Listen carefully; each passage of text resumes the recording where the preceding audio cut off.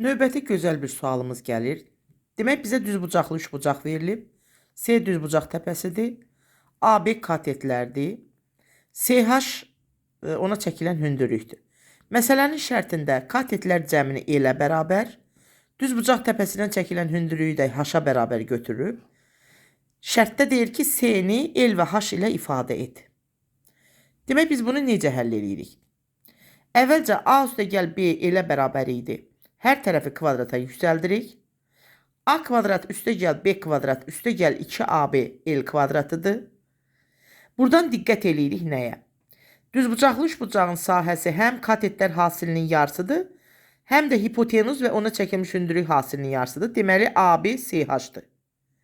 Və eyni zamanda Pifagor teoremindən A kvadratı ilə B kvadratının cəmi C kvadratıdır. Bunu gətirib ifadəmizdə yerinə yazırıq. A kvadrat üstə gəl B kvadratının yerinə C kvadratını, AB-nin yerinə isə CH-ı qoyduq. L kvadratını bir tərəfə keçirtdik. Nəticədə dəyişəni C olan kvadrat tənliyi aldıq. Baxın.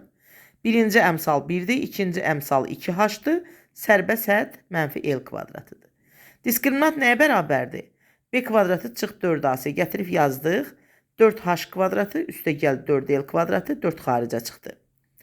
Kök necə müəyyən olunur? Əksinə əslində bu B cüt olduğuna görə yarısı ilə də götürə bilərdik.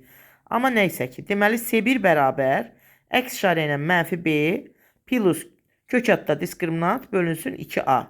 Gətirdik yazdıq. Plus minus olmalıdır, amma biz mənfi götürə bilmərik deyə hipotenuzu. Ona görə də yalnız müsbətini seçirik. 2 vur kök adda L kvadratı üstə gəl H kvadratı çıxılsın H. Bu da oldu bizim düzbucaqlı üçbucağın hipotenuzunu H və L-lə ifadəmiz.